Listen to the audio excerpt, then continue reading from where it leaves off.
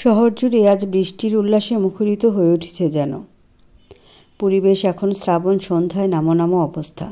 অন্ধকার রুমটাতে লাইটের আলোয় নাজের কান্নারত মুখশ্রী যেন হৃদয়ে এসে আঘাত হানছে ওমরের।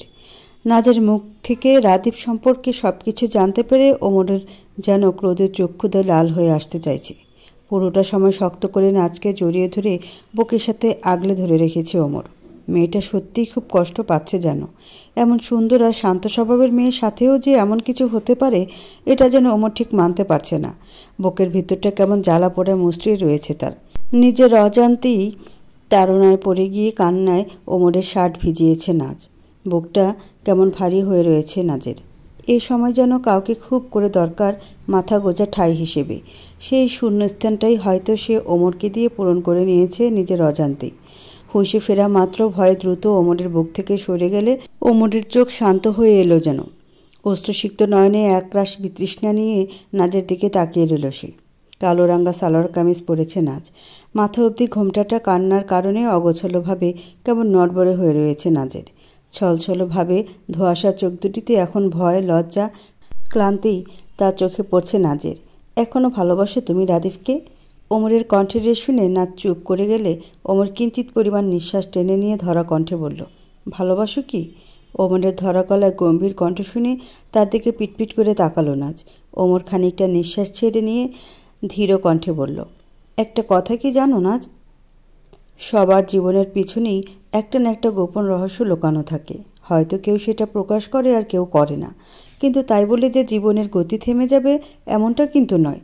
আমি জানি তোমার মনের ভিতরে এখন কি চলছে, কিন্তু হ্যাঁ, ভালোবাসি রাদীপকে। ওমরের পুরো কথাটা শেষ হওয়ার আগেই নাজের কান্না জড়ানো কণ্ঠ শুনে চুপ মেরে গেল ওমর।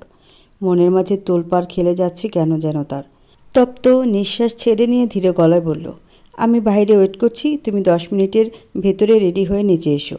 আমার হয়ে আমার বুকে অশ্রু না ঝরাও। অন্যের হয়েও যদি তার কাছে তুমি সুখী থাকো তাহলে সেটা মানতেও এক পায়ে রাজি এই ইশতিয়াক আহমেদ ওমর। কথাটুকু বলে ওমর আর এক বিন্দু না দাঁড়িয়ে চলে গেলে তার যাওয়ার পানে শীতল চাহনিতে তাকিয়ে রইল নাজ। চোখ দুটি জ্বলছে যেন নাজের। মিথ্যা মায়ে না জড়ালেও পারতেন নিজেকে। কথাটুকু মনে মনে আওড়ে নিয়ে দীর্ঘশ্বাস ছাড়ল নাজ। এখন তুই কই যাবি ওমর? ভর সন্ধ্যাবেলায়, তাও আবার এই ঝড় বৃষ্টির মধ্যে? আফসানা বেগমের উদ্বিগ্ন কণ্ঠের রেশ শুনে ফ্লোরের দিকে তাকিয়ে দৃষ্টি স্থির রেখে ঠোঁট কামড়ে ধরে ধীর কণ্ঠে বলল ওমর, আপাতত সিলেট যাচ্ছি, অফিসের কিছু ফাইল সাইন করতে হবে, দেন আরও কিছু কাজ আছে। তোমরা কেউ টেনশন করো না। চাচু অফিস থেকে ফিরলে তুমি ম্যানেজ করে নিও একটু। ভাইয়া, এটা কিন্তু ঠিক হচ্ছে না।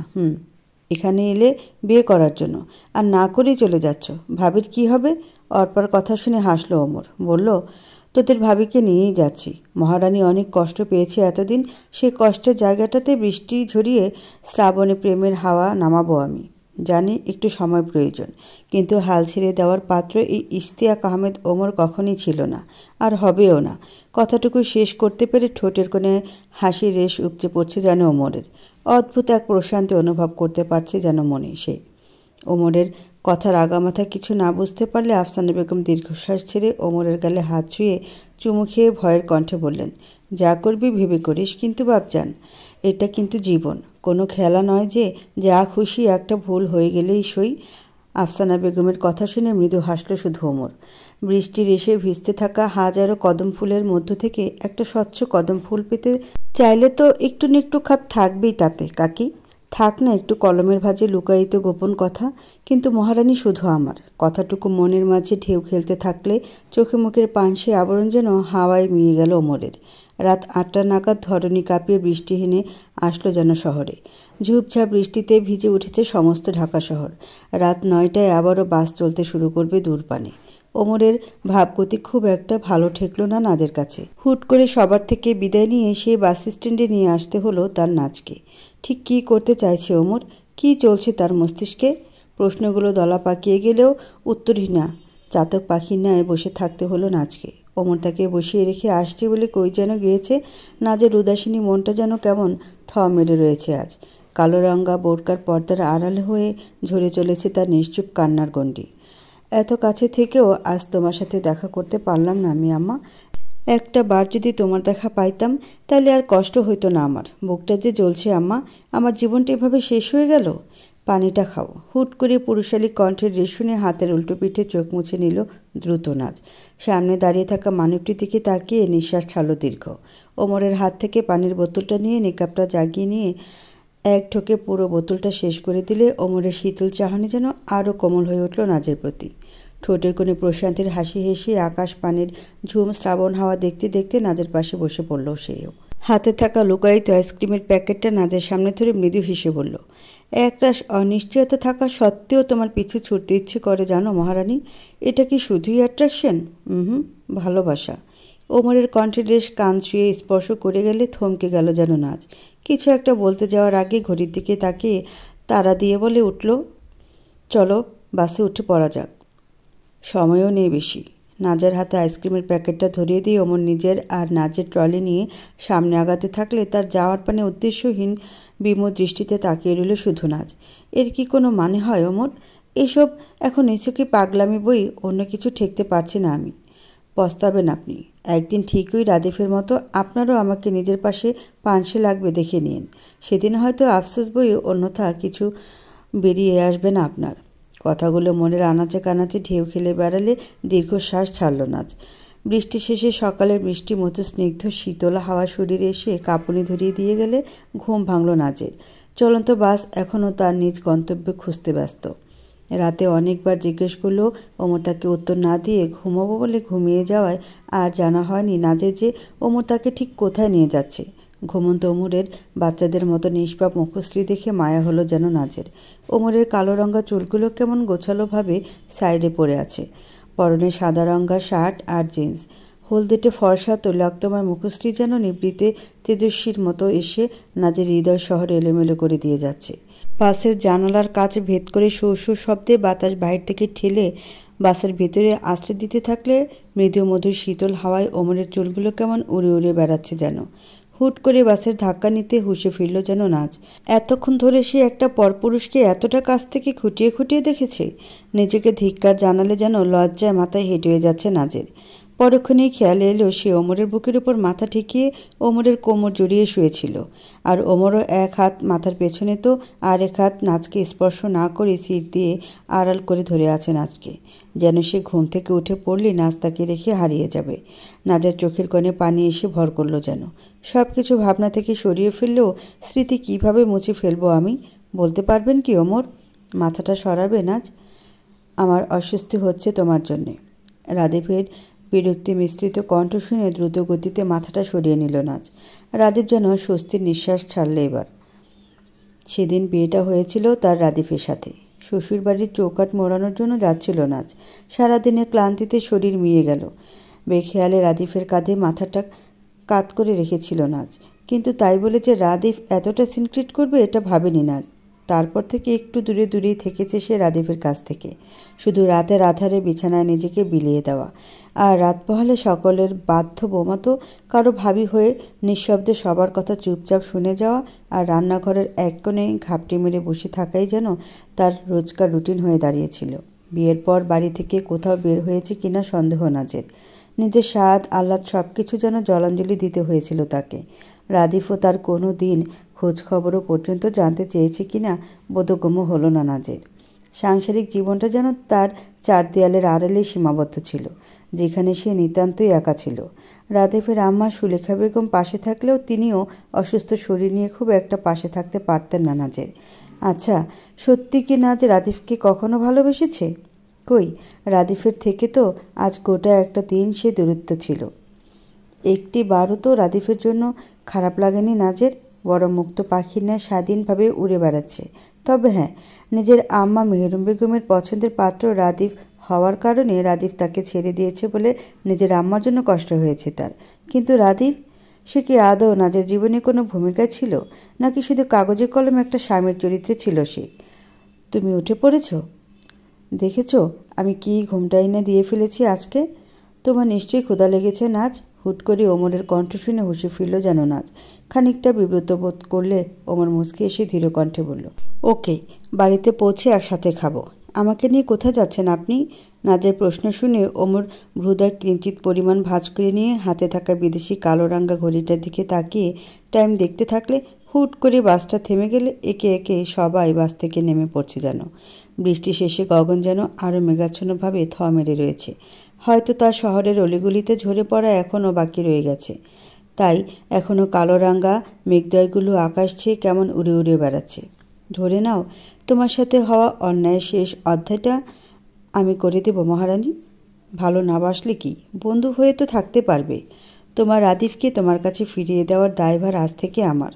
ওমরের কণ্ঠস্বর শুনে জমে গেল যেন নাচ। সত্যি কি ওমর তাকে রাদিফের কাছে ফিরিয়ে দেওয়ার জন্য সাথে করে নিয়ে এসেছে? কিন্তু নাচ তো ওমরের সাথে হলেও সিলেটের মাটিতে আবারও পা রেখেছে রাদিফকে উপযুক্ত জবাব দেওয়ার জন্য। কিন্তু তার জন্য প্রয়োজন একটা চাকরি। বাস স্ট্যান্ডে জনমানবের ভিড় এড়িয়ে নাচকে এক প্রকারভাবে বুকের সাথে আগলে রেখে ভিড়ের থেকে ফাঁকা রাস্তা নিয়ে আসলো ওমর। নাচের শীতল দৃষ্টি শুধু পিটপিট করে ওমরের দিকে তাকিয়ে আছে। পাহাড়ি এলাকার শীতল আবেশেও যেন ঠিক ঘায়েল করতে পারছে না ওমরকে। কপাল বেয়ে ঘাম ছুটে যাচ্ছে শুধু ওমরের। পানি খাবেন? না, ঠিক আছে, তুমি এখানে দাঁড়াও, আমি সিএনজি নিয়ে আসছি। ওমরের মৃদু কণ্ঠেশ্বর কানের কাছে এসে স্পর্শ করে গেলে নাচ ধীরভাবে মাথাটা নাড়ালে ওমরের ভ্রুদয় কিঞ্চিত পরিমাণ ভাঁজ হয়ে এলো যেন। ওমরের গম্ভীর মুখশ্রী থেকে হুট করে নাচের ওমরের বলা কথাটা মনে পড়ে গেল। মাথা ঝাঁকানো কি জিনিস নাচ, মুখে বলা যায় না। পরক্ষণে নাচ ওমরের দিকে তাকিয়ে ঠোঁটের কোণে শুকনো হাসি ফুটে মৃদু সুরে বলল, আচ্ছা ঠিক আছে। নাচের উত্তর শুনে ঠোঁটের কোণে রাজ্যের হাসি এসে জমা হলো যেন ওমরের। নাচের সামনে ধরা না দিয়ে সিএনজির উদ্দেশ্যে সামনে আগাতে থাকলে হাসি যেন আর থামতে চাইছে না ওমরের। ওমর চাইলেই জহিরুল সাহেবকে দিয়ে গাড়ি আনিয়ে নিতে পারে, কিন্তু সে চায় না নাচ তার সম্পর্কে বড়লোকি কিছু মনোভাব পোষণ করুক।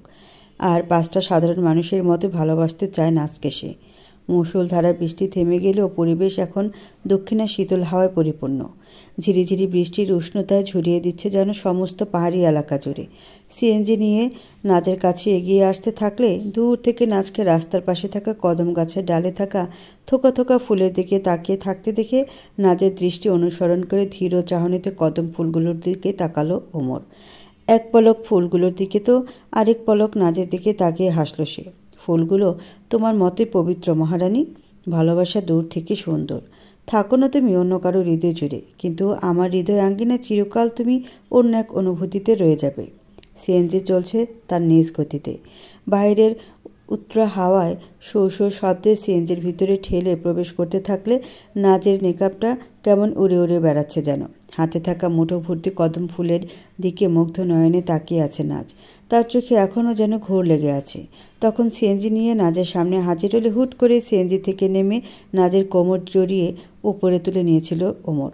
নাচ বিস্ময় নিয়ে তাকালে ওমর শীতল কণ্ঠে বলেছিল, যত ইচ্ছে ফুল নিয়ে নাও তুমি নাচ, আরও ফুলের বাগান করে দেব তোমাকে আমি, শুধু তোমার মুখের হাসিটা যেন কখনো মিলিয়ে না যায়। ওমরের এরম ধারা কাণ্ডে সত্যি নাচ প্রচণ্ড পরিমাণে অবাক হয়েছিল তখন। রাস্তায় হেঁটে চলা পথযাত্রী তাদেরকে ঘুরে ফুরে দেখছিল আর মিটিমিটি করে হাসছিল, যেন সদ্য বিয়ে হওয়া নবদম্পতি তারা। কথাটা মনের আনাচে কানাচে ঘুরঘুর করতে থাকলে বিতৃষ্ণাগুলো যেন ঝেঁকে বসেছে ওমরকে। স্মৃতি মুছে ফেলা যে দায় পড়ে গেল আজ থেকে তার।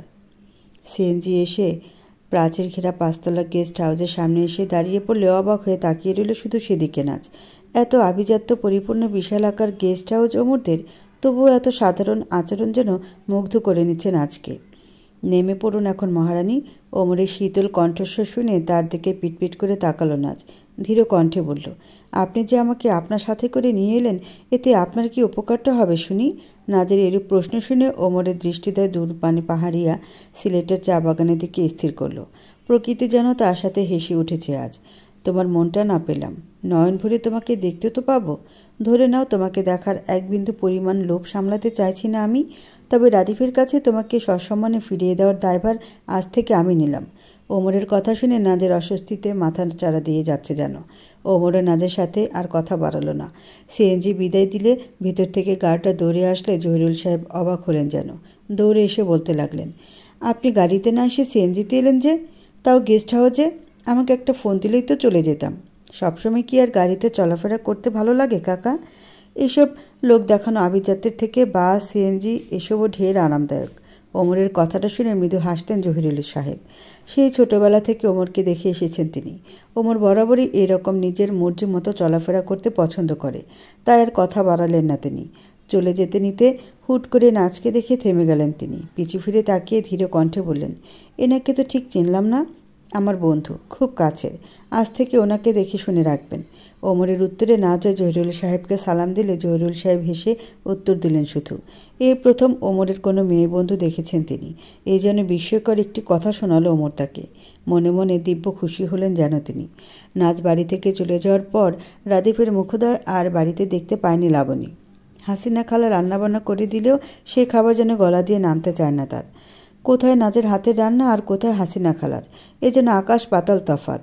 রাদীপ বাড়িতে টাকা পয়সাও খুব একটা পাঠাচ্ছে না, আর এদিকে রাদীফও তার সাধ্য মতো টাকা পাঠায় বাড়িতে। তাই আর নতুন কাজের মানুষের খোঁজ করা হয়ে ওঠেনি লাবণীর। উঠতে বসতে এখন রাদীফকে নাজের জন্য গালিগালাজ করা ছাড়া কোনো কাজ নেই তার। কয়েকবার ফোন ধরেছিল রাদীফ, বলেছে তার নাকি প্রমোশন হয়েছে, তার জন্য অফিসের বস তাকে ট্রান্সফার করে তাদের আর একটা অফিসে জয়েন দিয়েছেন। আজকে সেখানে জয়েনিং, তাই সে ফাইল নিয়ে ব্যস্ত আছে। এদিকে লাবণীও নাছোড়বান্দা। রাদীফের কানের কাছে বিয়ে কর বলে বলে মাথা খারাপ করার উপক্রম। রাদীফের মেজাজ বিগড়ে গেলে দাঁতে দাঁত চেপে ধরে রাগান্বিত কণ্ঠে বলল, আমি শুধু শুধু নাচকে ছেড়ে দিইনি বুঝলে আপা, তাই আমার সাথে আর বিয়ে নিয়ে চেঁচামেচি করে মাথা খেও না আমার। আমি তো বিয়ে করব আমার সোনার ডিম্পার হাঁসকে। একটু একটু করে বাগিয়ে এনেছি মেয়েটাকে, আর মাত্র কদিনের অপেক্ষা। দেশের মাটিতে পা পড়লে ও সব টাকা নিজের করে নিতে হবে আমার। তুমি টেনশন নিও না আপা, সব ঠিক হয়ে যাবে, শুধু একটু সময় চাই। কথাটা বলে ফোনটা কেটে দিতে ওপাশ থেকে লাবণী যেন তেতে উঠল রাদীফের উপর। সে তুই যা ইচ্ছে কর, শুধু বাড়িতে টাকা পাঠানোর ব্যবস্থা কর রাদীফ। আরে শুনবি তো নাকি? ফোনটা কেটে দিল। বাড়িতে আয়। মাংসে কি মশলাটা বেশি দিতাম নাকি লাবণী আপা? রান্নাঘর থেকে হাসিনা খালার কণ্ঠস্বর শুনে বিরক্ত হলো লাবণী। ঘর দরের দিকে তাকানো যাচ্ছে না যেন। এখানে ওখানে ময়লা পড়ে রয়েছে, ঘরের কোণে কোণে জমে রয়েছে তার পুরনো ধুলো। সত্যি নাচ থাকাকালীন বাড়ির কোণে এক ফোঁটা আঁচো অবধি করতে দেয়নি মেয়েটা, আর আজ দেখভালের মানুষের অভাবে বাড়িটা পুরো ধুলোতে ছেয়ে পড়েছে। একটু হলে আফসোস লাগলো এবার যেন লাবণীর। কদিন যাবৎ কোমরে চেনচেন ব্যথাও অনুভব করতে পারছে সে। আগে হলে নাচ মালিশ করে দিত, কিন্তু এখন আর সেটি হওয়ার নয়। মিনমিন সুরে ঠোঁট নাড়িয়ে শুধু হাসিনা খালার উদ্দেশ্যে বলল, মশলা কম দিও খালা, আজকে হয়তো রাদীফ আসবে বাড়িতে। হাসিনা খালা মাথা নাড়িয়ে সায় দিলে নিজের রুমে এসে বিছানা গায়ে দিল লাবণী। শরীরটা কদিন যাবৎ ঠিক লাগছে না যেন তার। আগের মতো ঘন্টায় ঘন্টা চা কফি স্যুপ এসব যেন আর নিজের রুমের টাইমে এসে হাজির হয় না, বরং সময় মতো খাবার খাওয়াই দুর্লভ হয়ে পড়েছে বাড়িতে। ওমর নাচকে একটা রুমে নিয়ে এসে ধীর কণ্ঠে আসছি বলে চলে গেলে পুরো রুমটা খুব মনোযোগ সহকারে দেখতে লাগলো নাচ। চারপাশ যেন খুব যত্ন সহকারে নিজ হাতে কেউ সাজিয়েছে। বড় বড় ঘর সাজানোর সরঞ্জামের উপর ফুলদানিতে নানা রকম প্লাস্টিকের ফুলে সজ্জিত রুম। সাদা রাঙ্গা দেয়ালের উপর তার নিদারুণ চিত্রশিল্পের অবয়ব। নাচের দৃষ্টি যেন সরাতে পারছে নাচ। হুট করেই বৃষ্টির এসে মৃদু মধুর স্নিগ্ধ হওয়া সমস্ত শরীর জুড়ে শিহরণ হেনে গেলে, শীতল দৃষ্টিতে বারান্দায় চোখ গেলে ধীর পায়ের গতিতে সেদিকে এগিয়ে গেল নাচ। বারান্দা থেকে স্পষ্ট পাহাড়ের দেখা মিলছে যেন। চারপাশে শুধু যত্নের সহিত হরেক রকম ফুল গাছ তো সিলেটি চা বাগানে ভর্তি। এই পুরো বাউন্ডারি যেন ফুলের কারণে খুব সহজে প্রিয় হয়ে উঠল নাচের। সুন্দর না? পর্যাপ্ত। বেখালে উত্তরটা দিলে পিলে চমকালো নাচ। ভয়ের সহিত পেছন ঘুরে তাকলে নাচের দিকে চায়ের কাপটা এগিয়ে দিল ওমর।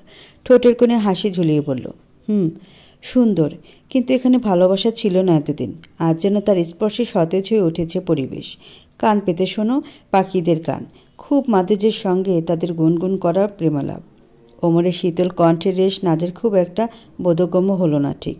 হাতে থাকা চায়ের কাপটাতে চুমুক দিতে প্রশান্তিতে মনটা ভরে উঠল যেন নাচের। চোখোদয় আপনা আপনি বন্ধ হয়ে আসলে ওমর নাচের দিকে তাকিয়ে হাসল।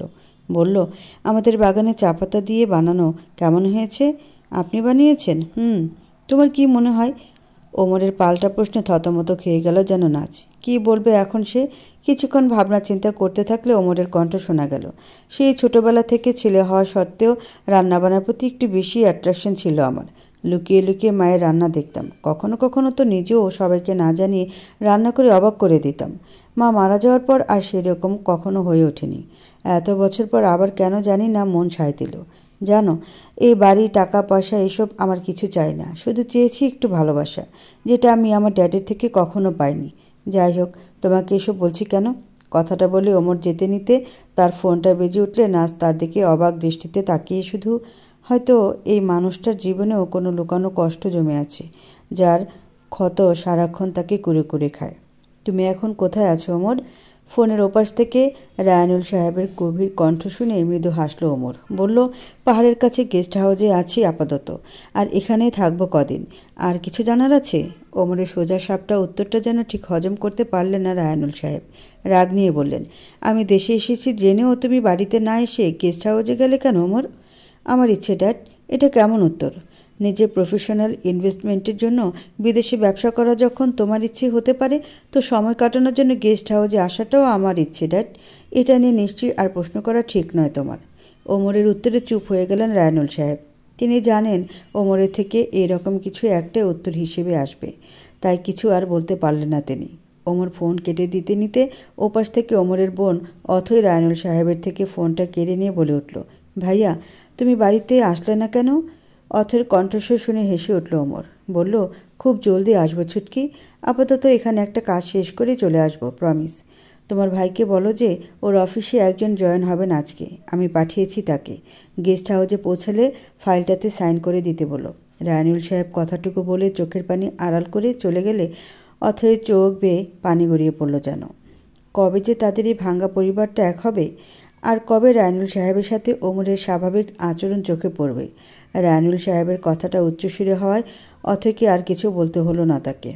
ওমর ভ্রুদয় কিঞ্চিত পরিমাণ করে সময় নিয়ে বলল, রাখছি। ওমরের বাকি সব দিক ভালো লাগলেও বাবার সাথে করা আচরণটা যেন নাজের খুব একটা ভালো লাগলো না। কিছু জিজ্ঞেস করতে গিয়েও থেমে গেছে সে। কি দরকার? আমি তো দুদিনের পথিক মাত্র। সন্ধ্যা নামো নামো অবস্থা। গগনের কোণে কোণে এলোমেলো হয়ে রয়েছে তার আষাঢ়ে মেঘদয়। টুপ করে হয়তো বৃষ্টি পড়ে ঝরে পড়বে শহর জুড়ে। হুট করে কলিং বেলটা বেজে উঠলে সেদিকে ধীর চাহনিতে তাকালো শুধু নাজ। সারা দিনটা হেলে খেলে কেটে গেছে যেন তার। ওমরের সাথে বেশ ভালোভাবে বন্ধুত্ব হয়ে গেছে নাজের। চাকরির কথাটা মাথার ভিতর ঘুরঘুর করতে থাকলে ওমর জোরপূর্বক তার কাছ থেকে জানলে ওমর তাকে তার অফিসের অ্যাসিস্ট্যান্ট হওয়ার জন্য বললে প্রথমে নাকচ করে দিয়েছিল নাজ। সে কারো দয়া কিংবা সিম্প্যাথি নিতে চায় না। ওমরও বলেছে তার সত্যিই একজন অ্যাসিস্ট্যান্ট দরকার, আর নাজকেও ইন্টারভিউ দিয়েই নেওয়া হবে। তবুও নাজ কিছুক্ষণ উসখুস করে শেষমেশ রাজি হয়েছে। তবে গেস্ট হাউসে থাকার জন্য ভাড়া দিয়ে থাকবে, এটা সে সাফ সাফ জানিয়ে দিয়েছে ওমরকে। ওমরের একটু মনক্ষুণ্ণ হলেও নাজের আত্মসম্মান বোধের কাছে হেরে গেল সে। কলিং বেলটা আবারও বেজে উঠলে এবার আর দাঁড়িয়ে থাকলো না নাজ। ওমর কিছুক্ষণ হলো একটু বাইরে গেছে, তাই সে দ্রুত পায়ে দরজার কাছে এসে দরজাটা খুলে দিলে থমকে গেল যেন নাজ। হৃদয় স্পন্দনের গতি ঝিমঝিম শব্দে ছন্দের হারে বাজতে থাকলে শীতল চাহনিতে তাকিয়ে রইল শুধু সেদিকে। কণ্ঠনালী চিরে অস্পষ্ট সুরে ভেসে আসলো শুধু একটাই শব্দ, আপনি? তুমি? তুমি এখানে কি করছো? গেস্ট হাউসে হঠাৎ করে অনাকাঙ্ক্ষিতভাবে যে নাজের দেখা পাবে রাদীপ, এটা যেন সে কল্পনাও করেনি কখনো। একরাশ বিস্ময় নিয়ে নাজের দিকে তাকিয়ে আছে রাদীপ। এ যেন এক অবিশ্বাস্য ব্যাপার লাগছে রাদীপের কাছে। এত বড় বিজনেসম্যানের বাড়িতে নাজ কি করছে? কথাটা মাথার ভিতর ঘুরপাক খেয়ে গেলে পরক্ষণে ঠোঁটের কোণে হাসি রেখা ফুটে উঠল যেন তার। হাসির সুরে বলল, এত বড় লোকের বাড়িতে তোর মতো ছোট লোকের পা পড়েছে যখন, নিশ্চয়ই কোনো কাজের লোকটোক হবি, তাই তো? আমিও না কি ভাবছিলাম। কথাটা বলেই হাসতে থাকলে রাদীপের হাসির রেশ নাজের কান ঘেঁষে পৌঁছাতে ঘৃণার সমস্ত শরীর কাঁপছে যেন তার। চোখের কোণে পানি এসে জমা হলে রাদীপ রুমের ভিতরে একবার উকি দিয়ে আবারও বলল, যাও গিয়ে পানি নিয়ে আসো আমার জন্য, আর তোমার স্যারকে ডেকে দাও। রাদীপের কথা শুনে নাজ ঠায় দাঁড়িয়ে গেলে ভ্রুদয় কুঁচকে ফেলল যেন রাদীপ। রাগ মিশ্রিত কণ্ঠে তাতে দাঁত চেপে ধরে বলল, কথা কানে যাচ্ছে না তোর? কি বলেছি আমি? রাদীপের রাগ মিশ্রিত কণ্ঠস্বর শুনে কেঁপে উঠল যেন নাজ। ফাইলটা নাজের হাতে দিন। হুট করে কারো গম্ভীর রাগের কণ্ঠ শুনে ভরকে গেল যেন দুজন। নাজ পিছন ফিরে তাকাতে নিতে ওমরের বুকের সাথে ধাক্কা খেয়ে গেলে শীতল দৃষ্টিতে তাকালো তার দিকে ওমর। গেস্ট হাউসের সিসি ক্যামেরায় পুরো ঘটনাটা চোখে পড়াতে মিনিট অবধি দাঁড়িয়ে থাকেনি ওমর। রাগে সমস্ত শরীর কাঁপছে যেন ওমরের। হাত দুটি মুঠোবন্দি হয়ে গেলে নাজের দিকে তাকালে নিজেকে শান্ত করল ওমর। কথা কানে যাচ্ছে না মিস্টার? নাকি চাকরিটা এখানেই হারাতে চাইছেন আপনি? কোনটা? ওমরের গাম্ভীর্যপূর্ণ কণ্ঠ থ মেরে গেল যেন রাদীপ। এতক্ষণে হুঁশে ফিরল বোধহয় তার অবচেতন মস্তিষ্ক। এই ছোট লোকটার জন্য স্যার এরূপ আচরণ করছেন আমার সাথে? মনে মনে কথাটা ভাবান্তরে ছেদকিয়ে গেলে ধীর কণ্ঠে বলল, স্যার, বাড়ির মেয়েদের কাছে এত ইম্পর্ট্যান্ট ফাইলটা দেব মানে? Shut up. আপনাকে কে বলেছেন আজ এখানের মেড? আমি একবারও বলেছি আপনাকে? Answer me. রাদীপের পুরো কথাটা শেষ হওয়ার আগেই ওমর ঝড়ের গতিতে রাদীপের শার্টের কলারটা টেনে ধরে রাগান্বিত কণ্ঠে কথাগুলো বলতে থাকলে কানের কাছে এসে সজোরে বাড়ি খেয়ে গেল যেন রাদীপের। ওমরের সমস্ত শরীর রাগে থরথর করে কাঁপছে যেন। কপালে ঘামের রেশ দেখা যাচ্ছে স্পষ্ট। রাদীপের বোধগম্য হলো না যে সামান্য কি একটা বলেছে তার জন্য এতটা রিয়েক্ট কেন করছে ওমর? কি হয় সে নাজের? প্রশ্নটা করতে গিয়েও যেন মুখ থেকে বেরিয়ে আসতে চাইল না তার আগে ওমর আবারও বলে উঠল, নাজ আমার সব কিছু, এভরিথিং। ওকে নিয়ে আর একটা বাজে কথা বললে ঘাড় ধাক্কা দিয়ে এখান থেকে বের করে দেব। ওমরের শেষ কথাটা বড় জোরে ধাক্কা খেয়ে গেল যেন রাদীপ। নাজও কম অবাক হয়নি, কিন্তু ও তো আমার পুরো কথাটা শেষ করার আগেই ওমর রাদীপের উপর হাত চালাতে শুরু করলে ভয় পেয়ে গেল যেন নাজ। পরিস্থিতি বেগতিক দেখে ওমরকে ছাড়ানোর চেষ্টা করতে থাকলো নাজ। চোখ দুটি কেমন জ্বলছে যেন তার। টুপটাপ করে চোখ বেয়ে ঝরতে থাকলো আষাঢ়ি বৃষ্টি। ওমর, ছাড়ুন ওনাকে। কি করছেনটা কি আপনি? আমি বলছি ছাড়ুন রাদীপকে। না, ছাড়বো না আমি ওনাকে। ওর সাহস কি করে হয় তোমার সাথে এইভাবে বিহেভ করার? ওমরের রাগান্বিত কণ্ঠের রেশ শুনে চুপসে গেল যেন নাজ। কি করবে এখন সে? রাদীপকে তো মার খেতে দেখতে পারছে না সে। চোখের পানি যেন আজ বাদ মানতে চাইছে না তার। অসহায়ভাবে তাকিয়ে থাকলে ওমরের চেঁচামেচি শুনে দৌড়ে আসলেন যেন জহিরুল সাহেব। কেয়ারটেকারগুলো দৌড়ে ভিতরে আসলে রাদীপের শার্টের কলার ছেড়ে দিল ওমর। রাগে মাথা রক্ত উঠে গেছে যেন তার। রাগের সময় মাথা ঠিক থাকে না ওমরের। কী করে না করে এসব যেন লোপ পেয়ে যায় তার। শার্টের কলার ছেড়ে দিতে হাত ছেড়ে বাঁচল যেন রাদীপ। এখনও ঘন ঘন নিঃশ্বাস নিচ্ছে সে। দম বন্ধ হয়ে আসছিল যেন তার। এক প্রকার ভেবেছিল আজ বোধহয় এখানে মৃত্যু হবে তার। রাদীপের দিকে তীক্ষ্ণ দৃষ্টিতে তাকিয়ে পা থেকে মাথা অবধি একবার পরখ করে নিল তাকে ওমর। রাদীপের ফর্সার চেহারাটা কেমন তরতর করে ঘামছে যেন। পরপর নিঃশ্বাস টেনে নিয়ে গম্ভীর কণ্ঠে বলল ওমর, ফাইলটা দিন। ওমরের কণ্ঠ শুনে ভয়ের সহিত ফাইলটা এগিয়ে দিল রাদীপ। পেন? রাদীপের দিকে তাকিয়ে বলল।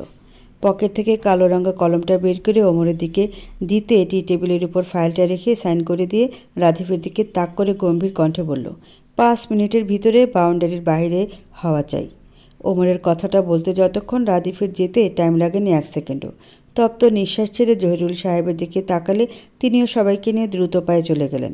এতক্ষণ যেন একটা ঘোরের মধ্যে ছিল নাচ। সব যেন তার মাথার উপর দিয়ে গেল। চোখ মুখ থেকে ভয়ের আভাসটা যেন এখনও পর্যন্ত কিছুতেই যাচ্ছে না। ওমরের দিকে দৃষ্টি স্থির করতে ওমরের ফর্সার চেহারা লাল রাঙা চক্ষুতে যেন ভয় পাইয়ে দেওয়ার মতন। কাজটা কিন্তু বাড়াবাড়ি হয়ে গেছে ওমর।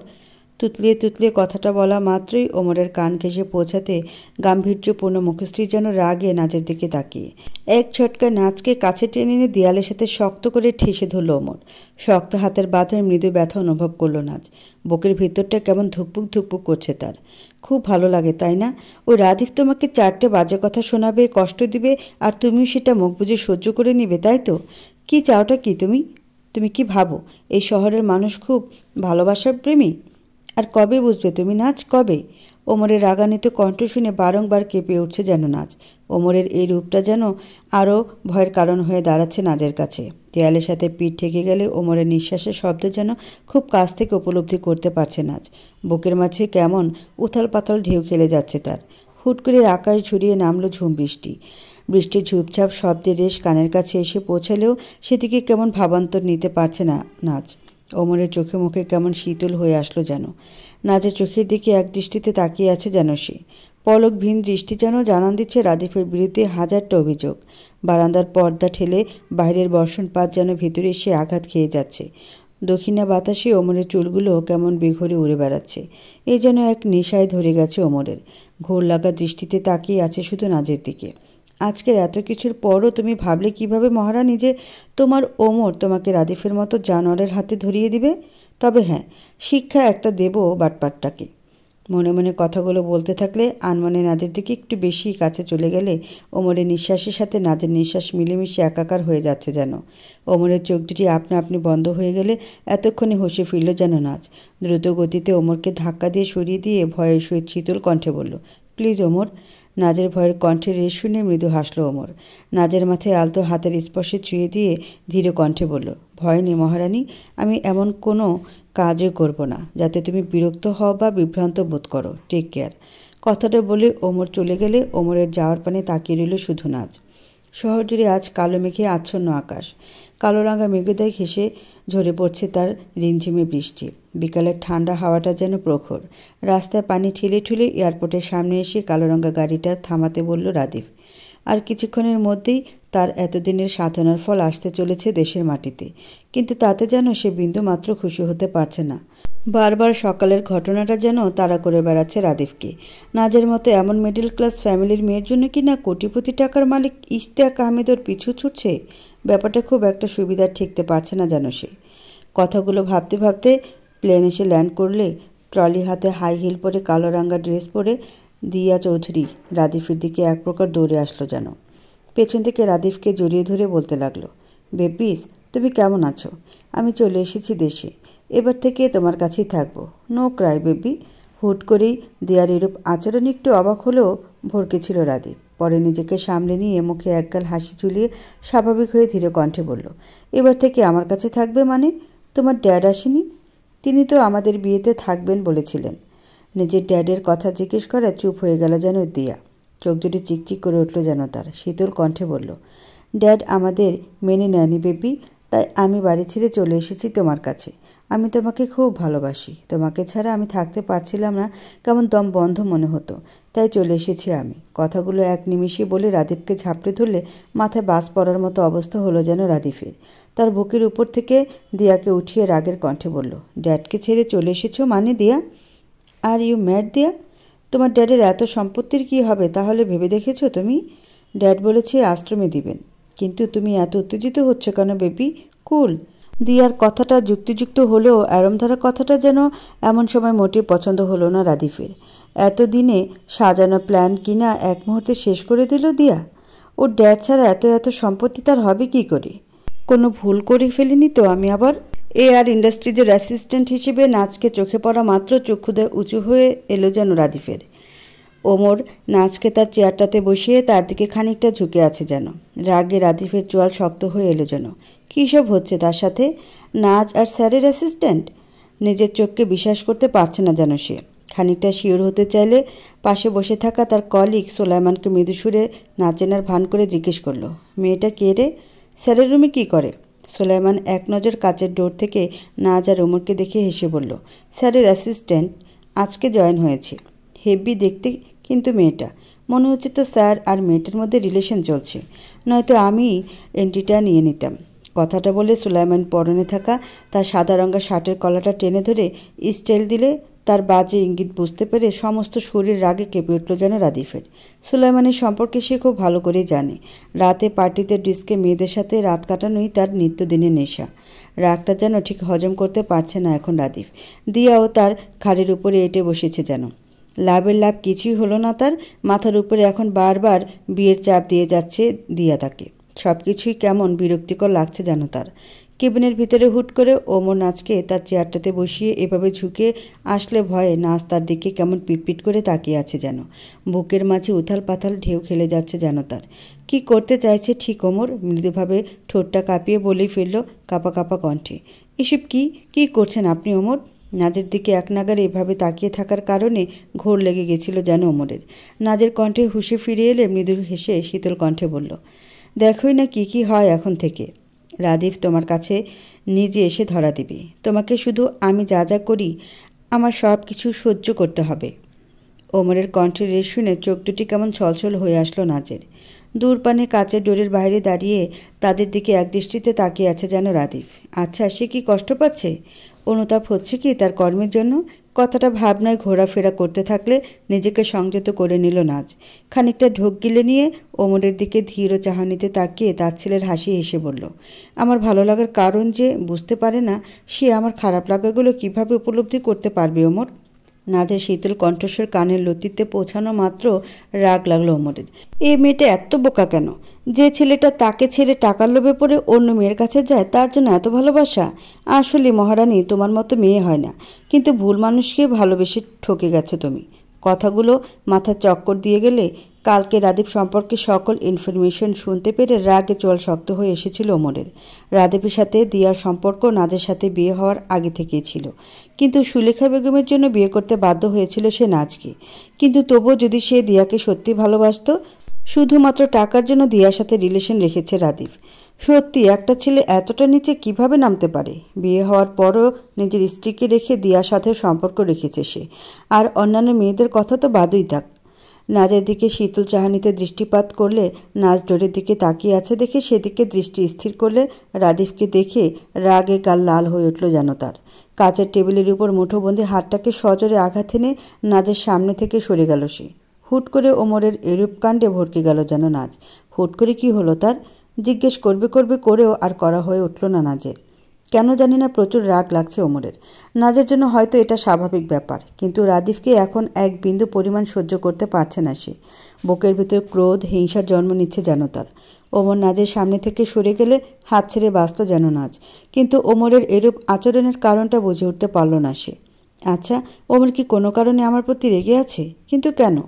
আমি তো রাগ করার মতন কিছু করিনি বা বলিও নি। তাহলে? চারদিকে থেকে শুধু প্রশ্ন ঘুরপাক খাচ্ছে, কিন্তু এর উত্তরগুলো অজানা নাজের কাছে। বারান্দার জানালার কাজ শুয়ে ঝরে পড়ছে রিমঝিমের বৃষ্টির রেশ। সিলেটি পাহাড়ি অঞ্চলে ঠান্ডার প্রকোপটাও একটু বেশি উপলব্ধি করতে পারছে নাজ। বেশ কয়েকদিন এভাবে দেখতে দেখতে যেন কেটে গেল তার জীবনের। অফিসে ওমরের উদ্ভট কাণ্ড তো রাদীপের হম্বিতম্বি যেন মানিয়ে নিয়েছে সে নিজের সাথে। বারান্দায় ওমরকে দাঁড়িয়ে থাকতে দেখে রান্নাঘরে চলে আসলো সে কফি করার জন্য। এই কদিনে সে আর কিছু না হোক ওমরের কফি খাওয়ার অভ্যাসটা ঠিক আয়ত্ত করে নিয়েছে নিজের সাথে। মানুষটা সত্যি ভিন্ন প্রকৃতির। কখন যে রাগ হয়, কখন যে রাগ ভেঙে যায়, এসব যেন হুট করে বোঝা দায় নাজের কাছে। কিন্তু মানুষটা খারাপ নয়। ড্যাড, আমি মেয়েটাকে ভালোবাসি। ওমরের কণ্ঠস্বর শুনে রাগে রায়নুল সাহেবের শরীর কেঁপে কেঁপে উঠছে যেন। অফিসে তার বিশ্বস্ত কলিগের থেকে নাচ সম্পর্কে জানা মাত্র ফোন করেছেন তিনি ওমরকে। গম্ভীর্যের সুরে বললেন তিনি, তুমি মেয়েটার সম্পর্কে কিছু জানো ওমর? নাকি তুমিও তোমার ভাই শ্রাবণের মতো একটা মেয়ের জন্য আমাকে ছেড়ে চলে যাবে? কোনটা? একটা কথা খুব ভালো করে শুনে রাখো ওমর, তোমাকে এত কষ্ট করে লিখিয়ে পড়িয়ে এই পজিশনে দাঁড় করিয়েছি প্রেম ভালোবাসা করতে নয়। নিজের কাজে ফোকাস করো। মন কোথায় থাকে তোমার? কালকে তোমাকে আমার অফিসের এমডি করে দিব রিসিপশনে। মেয়েটাকে অ্যাসিস্ট্যান্ট করেছ, তাতে আমি আপাতত কিছু বলছি না, কারণ নিজের যোগ্যতায় হয়েছে। কিন্তু তোমার পাশে মেনে নেব না কখনো। তাহলে তুমিও শুনে রাখো ড্যাড, নিজের যোগ্যতা আমি ইন্ডাস্ট্রি দাঁড় করিয়েছি একটু একটু করে। তোমার অফিসের এমডি হওয়ার বিন্দু মাত্র ইচ্ছা নেই আমার। আমি নাচকে ভালোবাসি, ওকেই ভালোবাসবো সারা জীবন। কথাগুলো বলে ফোনটা কেটে দিলে রাগে সমস্ত শরীর থরথর করে কাঁপছে যেন ওমরের। ড্যাড কি কখনো বুঝবে না তার এই জেদের কারণে সুন্দর পরিবারটা কেমন নষ্ট হয়ে যাচ্ছে, ভেঙে যাচ্ছে সমস্ত বন্ধন? কথাগুলো ভাবতে ভাবতে পেছন ঘুরতে নিলে নাচকে দরজার সামনে ঠায় দাঁড়িয়ে থাকতে দেখে মৃদু ভরকালো ওমর। শুনে ফেলেনি তো মহারানী কিছু? প্রশ্নটা নিজের দিকে নিজে ছুড়ে দিলে নাচ মৃদু হেসে হাতে থাকা কফির মগটা ওমরের দিকে এগিয়ে দিয়ে ধীর কণ্ঠে বলল, আপনার কফিটা। নাচের কথা শুনে স্বস্তির নিঃশ্বাস ছাড়ল যেন ওমর। যাক, মহারানী কিছু শোনেনি তাহলে। ঠোঁটের কোণে হাসি ঝুলিয়ে নাজের হাত থেকে কফির মগটা নিয়ে ধীর কণ্ঠে বলল, পাহাড়ের জায়গাটা এখান থেকে সুন্দর লাগছে না মহারানী? কথাটুকু বলে তপ্ত নিঃশ্বাস ছেড়ে ধীর কণ্ঠে বলল, একটা প্রশ্ন করতে পারি? কফিতে এক চুমুক দিয়ে ধীর কণ্ঠে আনমনেভাবে উত্তর দিল ওমর। হ্যাঁ বলো। আমাকে মহারানী ডাকার কারণ? আমি তো অতটাও সুন্দর নই যে মহারানী। নাজের কথা শুনে মৃদু হাসল ওমর। ধীর চাহনিতে নাজের গোলাপি রাঙা ঠোঁটের দিকে তীক্ষ্ণ দৃষ্টিতে তাকিয়ে শীতল কণ্ঠে বলল, তোমার ঠোঁটের কোণে যে হাসিটা থাকে না সারাক্ষণ নাচ, ভালো হোক বা মন্দ হোক, এই হাসিটা আমাকে খুব ভালোভাবে টানে জানো। ইচ্ছে করে গাঢ়ভাবে চুমু খাই তোমার ওষ্ঠে। এটার কোনো ব্যাখ্যা আছে বলো? ওমরের নেশালো কণ্ঠস্বর শুনে লজ্জায় মাথা নুয়ে ফেলল যেন নাচ। এসব কি বলছেন ওমর? মাথা ঠিক আছে তো তার? পেলে না তো কোনো ব্যাখ্যা? ঠিক তেমনি তোমাকে মহারানী ডাকারও কোনো ব্যাখ্যা দিতে পারবো না আমি। শুধু জানি ভালোবাসি তোমাকে। কিন্তু তুমি তো রাদীপকে ভালোবাসো। সত্যি মানুষ যা চায় সেটা পায় না। কথাটুকু শেষ করে ওমর কফির মগ হাতে ভিতরে চলে গেলে থ মেরে গেল যেন নাচ। সত্যি কি সে রাদীপকে ভালোবাসে? প্রশ্নটা মাথায় তাড়া করে বেড়ালে বাইরে ঝুম বৃষ্টির রেশ যেন বাতাসের সহিত ভিতরে আঘাত হেনে যাচ্ছে।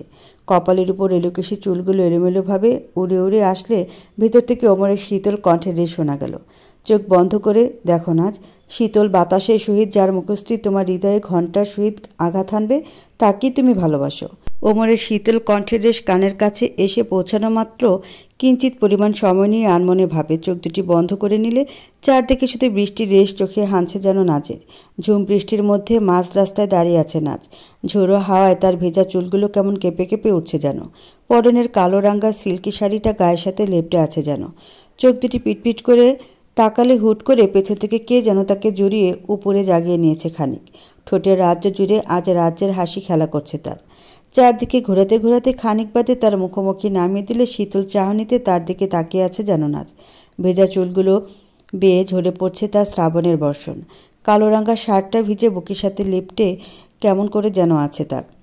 একটা হাত এখনও নাজের কালো রাঙা শাড়ির আঁচল ভেদ গভীর স্পর্শ হানছে যেন। শহর জুড়ে যেন তার মেঘের ঘনঘটা। থেকে থেকে বজ্রপাতটাও কানের কাছে এসে আঘাত হানলে ঝাপটে জড়িয়ে ধরল নাচ সামনে দাঁড়িয়ে থাকা মানবটিকে। লজ্জা ভয় এখন যেন কেমন সব কিছু দলা পাকিয়ে যাচ্ছে তার। মাথার উপর বটগাছের ন্যায় মানবটির স্পর্শ পেতে হৃদয় সাইডে কেমন তোলপাড় হেনে যাচ্ছে নাচের। এই সময়টা যেন বড্ড সুখকর মনে হচ্ছে তার কাছে। ভয় কিসের? আমি আছি তো মহারানী তোমার পাশে, আর সারা জীবন থাকবো। কথাটা কানের কাছে শীতল কণ্ঠে পৌঁছলে থমকে গেল যেন নাচ। হুট করে বন্ধ চোখ দুটি আপনা আপনি খুলে আসলে কারো উৎকণ্ঠার সহিত কণ্ঠ শোনা গেল। কাকে দেখলে? ওমরের কণ্ঠস্বর কর্ণকুহরে অন্তর্নিহিত হতে এতক্ষণে হুঁশে ফিরল যেন নাচ। এতক্ষণে মনের আঙ্গিনায় নিজেকে নিজেই যেন অচেনা মানব উপলব্ধি করতে পারছে সে। এটা কি স্বপ্ন দেখল সে? এটা কি শুধুই কল্পনা, নাকি আরও গভীরে গিয়ে? না, আর কিছু ভাবতে পারছে না সে। নাজের উত্তর না পেয়ে বাঁকা হাসি হাসল ওমর। তোমাকে তো আমার কাছে ধরা দিতেই হবে মহারানী, সে তুমি চাও বা না চাও। সকাল থেকে 5 বারের উপর ফোন দিয়েছেন রায়নুল সাহেব ওমরকে, কিন্তু ওমর একটা বারও ভুলেও ফোন রিসিভ করেনি তার। রায়নুল সাহেব এদিকে রিসিপশনে সব কিছু ঠিক করে ফেলেছেন। সন্ধ্যা 6টা নাগাদ পার্টি শুরু হয়ে গেলে ওমর না আসলে এটা তার জন্য খুবই অসম্মানজনক ব্যাপার হবে। তাই বারবার ফোন করছেন সে ওমরকে। ফোনের আওয়াজ কানের কাছে পৌঁছানো মাত্র ঘুম ঘুম চোখে ফোনটা খুঁজতে নিতে কেউ যেন ফোনটা এগিয়ে দিল ওমরের দিকে। ওমরও ঘুমের ঘুরে কিছু না ভেবে ফোনটা হাতে নিলে রায়নুল সাহেব গম্ভীর কণ্ঠে বললেন, ফোন ধরছিলে না কেন তুমি ওমর? তুমি কেন বুঝতে পারছো না আমি সব কিছু রেডি করে ফেলেছি অলরেডি, আর তুমি এখন না আসলে আমার জন্য সেটা মোটেই ভালো হবে না, সেটা তুমি জানো। তারপরও রায়নুল সাহেবের কণ্ঠস্বর শুনে বেখেয়ালিভাবে রাগান্বিত কণ্ঠে বলল, আমি মহারানীকে ভালোবাসি আর ওকেই বিয়ে করব, আর ওকে নিয়ে আসতে বললে আসতে পারি, নয়তো না। ওমরের কণ্ঠস্বর শুনে রাগ লাগলো এবার রায়নুল সাহেবের। কিছুটা সময় নিয়ে দাঁতে দাঁত চেপে ধরে কটমট কণ্ঠে বললেন, ওকে, নিয়ে আসো ওই মেয়েকে। কথাটা বলে রায়নুল সাহেব ফোনটা কেটে দিলে ঠোঁটের কোণে হাসি রেখা ফুটে উঠল যেন ওমরের। তুমি যত যাই করো না কেন ড্যাড, কিন্তু মহারানীকে কখনোই আমি মাঝপথে হাত ছেড়ে দেব না, কখনো না। সন্ধ্যা নামো নামো অবস্থা। গগনের নীলছে রাঙা অবয়ব এখন কালো রাঙা মেঘে ঢেকে আছে যেন। হয়তো খানিক বাদে ঝরে পড়বে তার বর্ষণের রেশ। গাড়ি নিয়ে গেস্ট হাউসের সামনে দাঁড়িয়ে দাঁড়িয়ে নাচের জন্য অপেক্ষার প্রহর গুনছে ওমর। মনের ভিতর চলছে তার একরাশ প্রশ্নের পেয়ালা। নাচ সত্যি রাদিফের কাছে ফিরে যাবে কি? আচ্ছা, নাচ এত বোকা কেন? ও কি বুঝতে পারে না রাদিফ লোকটা ওর জন্য ঠিক নয়? কথাগুলো নিজ মনে ভাবতে থাকলে নিজের ওপর নিজেরই কেমন রাগ লেগে যাচ্ছে ওমরের। ওপাশ থেকে রায়নুল সাহেব বারবার ফোন করতে থাকলে বিরক্তি নিয়ে ফোনটা রিসিভ করে কানে ব্লুটুথ গুঁজে ব্লুটুথটা অন করে দিয়ে কিছু বলতে যাওয়ার আগে আচমকা ভিতর থেকে কালো রাঙা সিল্কি শাড়িটা সামলে নিচের দিকে তাকিয়ে নাজের আশার পদচারী দেখে মুহূর্তে থমকে গেল যেন ওমর। মুখের কথা পর মুহূর্তে আর বেরিয়ে আসতে চাইছে না যেন তার। ওমর, আর কতক্ষণে তুমি আসবে বলতে পারো? আরে কথা বলছো না কেন তুমি ওমর? রায়নুল সাহেবের কথা যেন কান পর্যন্ত পৌঁছাচ্ছেই না ওমরের, বরং এদিকে সে তার মহারানীকে দেখতে ব্যস্ত। পাহাড়িয়া হিমশীতল বাতাসে নাজের পিঠময় খোলা উন্মুক্ত চুলগুলো কেমন উড়ে উড়ে এসে তার কপাল জুড়ে আশ্রে পড়ে তাকে বিরক্ত করে চলেছে। ওমরের গভীর দৃষ্টিশক্তি যেন শূন্য ছাড়িয়ে যায়, নাজে আটকে আছে এখন। চারপাশের কোনো কিছু তার বোধগম্য করতে পারছে না যেন। বুকের ভিতর কেমন শ্রাবণ মেঘের বাতাসের তীব্র হাওয়া ঝরে চলেছে তার। পরক্ষণে কয়েকটা ঢোক গেলে শীতল চাহনিতে নাজের দিকে তাকালে নাজের দৃষ্টিও ওমরের দৃষ্টিতে মিলিত হয়ে পড়লে আনমনে ভাবে দাঁড়িয়ে পড়ল নাজের পদযুগল। কালো রাঙা শার্টের উপরে সাদা রাঙা কোট পরে এক হাতে ফোন নিয়ে দাঁড়িয়ে আছে ওমর। কালো রাঙা চুলগুলো কেমন মৃদু বাতাসে দুলছে তার। ফর্সা মুখশ্রীর গাঢ় দৃষ্টান্ত যেন তার দিকে তাকিয়ে আছে ব্যাকুলভাবে। ওদিকে রায়ানুল সাহেব ফোনের ওপাশ থেকে ওমরকে ডেকে চলেছে। অনেকটা সময় নিয়ে দুটি চোখের মিলন হলে ওমরের হৃদয়ে ব্যাপারটা হাতুড়ির সহিত বোধগম্য করতে পারতে বড়জোর একটা নিঃশ্বাস ছেড়ে মৃদু হেসে নাজের দিকে তাকিয়ে ধীর কণ্ঠে বলল, গাড়িতে উঠে বসো। ওমরের কণ্ঠস্বর নাজের কানের লতিতে পৌঁছানো মাত্র ওমরের দিক থেকে দ্রুত দৃষ্টি সরিয়ে নিল নাজ। বেহায়া চোখ দুটি এতক্ষণ ওমরের দিকে তাকিয়ে থাকতে হলো। কি ভাবলেন তিনি? উফ নাজ, তুইও না। নিজ মনে নিজেকে বকাঝকা করে গাড়ির সামনে এসে দাঁড়ালে ওমর গাড়ির দরজাটা খুলে দিলে নাজ গাড়িতে বসে পড়লে ওমর ড্রাইভিং সিটে বসে পড়ে মৃদু সুরে নাজের উদ্দেশ্যে বলল, সিট বেল্ট লাগিয়ে নাও। কথাটা বললে নিজের সিট বেল্টটা লাগিয়ে নিয়ে আবারও নাজের দিকে তাকালে নাজ কেমন সিট বেল্ট নিয়ে টানাটানি শুরু করে দিয়েছে। ধুর, পারছি না কেন। কথাটা মাথায় আসাতে কান্না পাচ্ছে যেন এখন তা। পারবে বা কিভাবে সে? আগে কখন এসব গাড়িতে তো সে ওঠেনি। বিয়ের পর রাদীপের সাথে কোথাও বের হয়েছে কিনা গাড়ি নিয়ে সন্দেহ তার। হ্যাঁ, একবার বের হয়েছিল, কিন্তু রাদীপ তাকে পিছনে সিটে বসিয়েছেন সেদিন। বলেছিল তোমাকে সামনে বসতে হবে না। এখন আগের কথা ভাবনায় আসতেও কেমন মন খারাপের সঙ্গী হয়ে দাঁড়ায় তার। ওমরের ঠোঁটের করে মৃদু হাসি রেশ এসে জমা হলো যেন। মহারানী সাহেবা কী রকম বাচ্চাদের মতো করছে আজ। গালে হাত রেখে নাজের দিকে তাকিয়ে থাকলে হুট করে নাজের ছলছল চাহনি চোখে পড়াতে মৃদু হেসে নাজের কাছে এগিয়ে গিয়ে সিট বেল্ট লাগাতে নিতে হৃদস্পন্দনের গতি আপনা আপনি বেড়ে গেল যেন নাজের। ওমর তার এতটা কাছে রয়েছে যে তার নিঃশ্বাসের উষ্ণ তাপ পর্যন্ত তার খুব কাছ থেকে স্পর্শ হেনে যাচ্ছে। নাজ একটু নড়লে ওমরের গালের সাথে তার ঠোঁটের সংস্পর্শ ছেয়ে যাবে হয়তো। ওমরের শরীরে পারফিউমের মিষ্টি স্মেল যেন ঘুর লাগিয়ে দিচ্ছে নাজকে। অস্থিরতা ঘিরে ধরতে থাকলে ওমর ব্যাপারটা বুঝতে পেরে সিট বেল্ট লাগিয়ে দিয়ে সরে গেলে হাঁপ ছেড়ে বাঁচত যেন নাজ। ওমরের ঠোঁটের কোণে যেন হাসির রেশটা সে রয়েই গেল। গাড়ির কাজটা নামিয়ে দিলে দক্ষিণা শীতল বাতাসে নাজের চুলগুলো কেমন মন খুলে উড়ে বেড়াচ্ছে। ওমর গাড়ি স্টার্ট দিতে দিতে নাজ ঠোঁটটা নাড়িয়ে ওমরের হাতে থাকা ফোনটার দিকে তাকিয়ে ধীর কণ্ঠে বলল, আপনার ফোন। নাজের কথা শুনে ওমর ফোনটার দিকে তাকালে এখনও রায়ানুল সাহেব ওপাশ থেকে অনবরত ডেকে চলেছেন তাকে। মৃদু হেসে শীতল হাতের স্পর্শে নাজের মাথায় হাত ছুঁয়ে দিয়ে রায়ানুল সাহেবের উদ্দেশ্যে বলল, আসছি। কথাটা বলে ফোনটা কেটে দিয়ে গাড়িটা স্টার্ট দিলে এতক্ষণের ঝিমিয়ে থাকা শহরটাও যেন বৃষ্টিতে মেতে উঠেছে। ঝমঝমিয়ে বৃষ্টির এসে ঝরে উঠল শহর। নাজের দৃষ্টি দূরপানে অজানা গন্তব্যে। এ যেন এক অদ্ভুত অনুভূতি। আজ নিজেকে কেমন অন্যরকম লাগছে তার কাছে। সেই কল্পনার মতোই আজ সেজেছে সে। সত্যি এর কোনো মানে হয়? কিছুক্ষণ আগের ওমরের স্পর্শের কথা ভাবনা ছেদ খেয়ে গেলে ঠোঁটের কোণে কেমন লজ্জার লালিমা ছেয়ে যাচ্ছে যেন। আসলে আমার হৃদয় চায়টা কি? প্রশ্নটা নিজেকে নিজে করলেও সঠিক উত্তর যেন ঠিক পেয়ে উঠল না নাজ।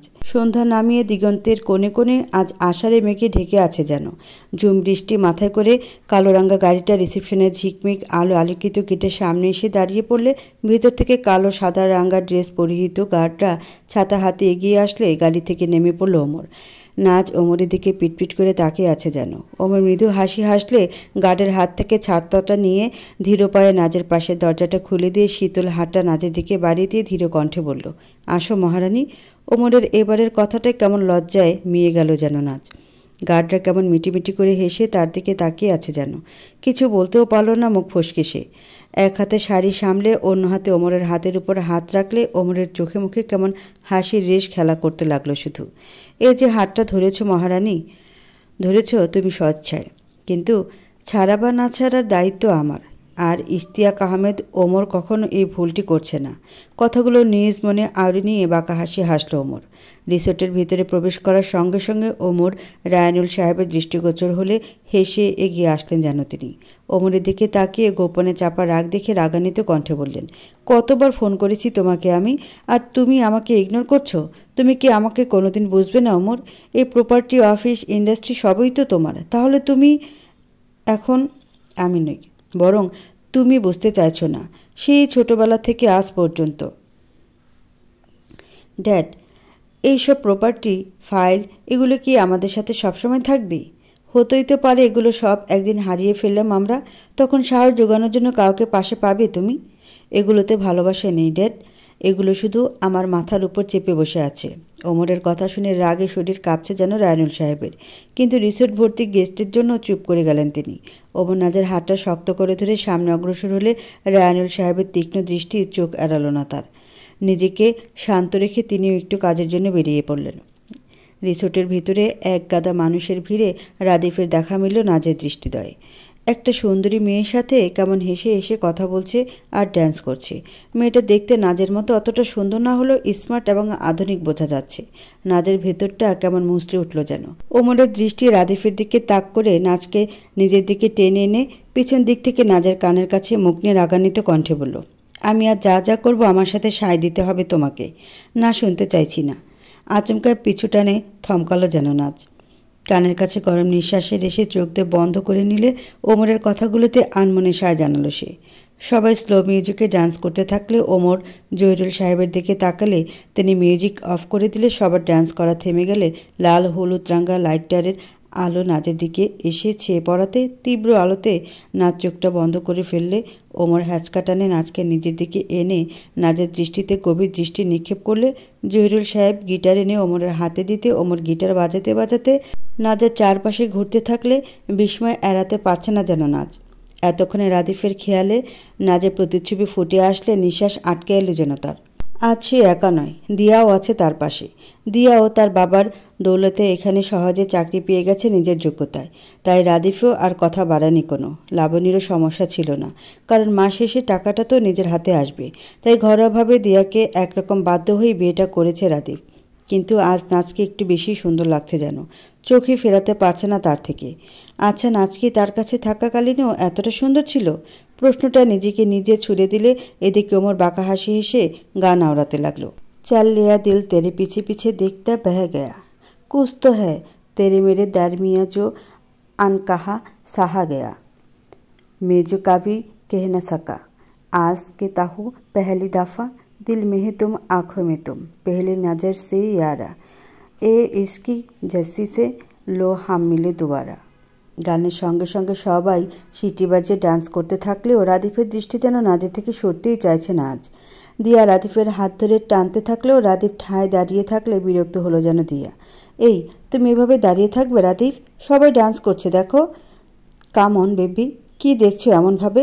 দিয়ার কথাগুলো যেন এখন কান অবধি পৌঁছাচ্ছে না রাদিফের। ওমর নাজের কোমর জড়িয়ে ধরে ডান্স করতে থাকলে নাচ খানিকটা আনমনে হয়ে পড়ল যেন। ওমরের নিঃস্বার্থ চাহনি যেন আজ তাকে অন্যরকম দেখতে পাচ্ছে সে। নাচের চুলগুলো সরিয়ে দিয়ে ঘাড়ের কাছে ঠোঁটের স্পর্শ ছুঁয়ে দিলে কেঁপে উঠল যেন নাচ। চোখ মুখ খিচে দাঁড়িয়ে দাঁড়িয়ে সবটা দেখতে থাকলে রাদিফের রাগে চোখ দুটি কেমন রক্তিম বর্ণ ধারণ করেছে আজ। হাত দুটি মুঠোবন্দি হয়ে এলো, বাঁকা হাসি হাসল ওমর। নাচকে স্যাচকার টানে নাচকে নিজের কাছে আনলে নাচের নিঃশ্বাস আটকে আসতে চাইছে যেন। সারফেরের সামনে মুসাফির পাকা ঠেহরে না ফেরে, ফের মেরি আওয়ারিগি কো আনে লাগে খাপতে রে। গানের সঙ্গে সঙ্গে ওমরের এরূপ আচরণ যেন নাচের শ্বাসরুদ্ধকর পরিস্থিতিতে ফেলে দিচ্ছে। পিটপিট করে ওমরের দিকে তাকাতেও যেন ভয় হচ্ছে তার। রাদিফ আর সহ্য করতে না পেরে হনহনিয়ে রিসোর্ট থেকে চলে গেলে দিয়াও তার পিছু পিছু ছুটল তাকে নিয়ে আসার জন্য। কি হলো ব্যাপারটা? রাদিফ এমন করছে কেন? কিছু কি হয়েছে? কথাগুলো ভাবতে ভাবতে রাদিফের পিছু ছুটল দিয়া। পুরো ব্যাপারটা খুব মজা হিসেবে নিল ওমর। এই তো সবে শুরু, আগে আগে দেখো হোতা है क्या। গান শেষ হলে রায়নুল সাহেব ছেলের দিকে আগুন চোখে তাকিয়ে আছেন যেন। সবাই এখন নাচকে নিয়ে ওমরের সম্পর্কের কথা জানতে ঘিরে ধরেছে যেন তাকে। কোনো মতে ব্যাপারটা এড়িয়ে গিয়ে স্টেজে উঠে মনিটরটা অন করে দিতে বললে কয়েকটা প্রজেক্ট আর ইন্ডাস্ট্রির নতুন ফাইলগুলো সবাইকে বুঝিয়ে দিয়ে মাইক্রোফোনে নিয়ে বলতে লাগলেন, আমার একমাত্র ছেলে ইশতিয়াক আহমেদ ওমর, আজ থেকে এই আর ইন্ডাস্ট্রির নিউ এমডি। এই সকল কিছু আজ ওর নামে লিখে দিলাম আমি। কথাটা শেষ করলে রিসোর্টে প্রবেশ করলো অথই। খুশিতে তার চোখ দুটি কেমন চিকচিক করছে আজ। ওমরের দিকে তাকিয়ে একগাল হেসে দৌড়ে এসে জড়িয়ে ধরল রায়নুল সাহেব। মেয়েকে দেখে হাসলেন। এ নিশ্চয়ই ওমরের কাজ। হ্যাঁ, ওমরই জহিরুল সাহেবকে দিয়ে অথইকে নিয়ে এসেছে এখানে। রায়নুল সাহেব হেসে বললেন, মাই ওয়ান অনলি ডটার অথই, আমার আদরের একমাত্র মেয়ে। আজ তাহলে আরও একজনকে নিয়ে আসা যাক এই খুশির দিনে, আরও একটা খুশির খবর দিতে। ওমরের দিকে তাকিয়ে কথাগুলো বলে একগাল হেসে ধীর কণ্ঠে বললেন, আরসি। নামটা ধরে ডাকার সাথে সাথে বাইরে থেকে কারো পায়ের শব্দ ভেসে আসতে থাকলে লাইটারের লাল নীল বাতি সেদিকে তাক করলে রায়নুল সাহেব হেসে বললেন, ওয়েলকাম টু বাংলাদেশ ডিয়ার।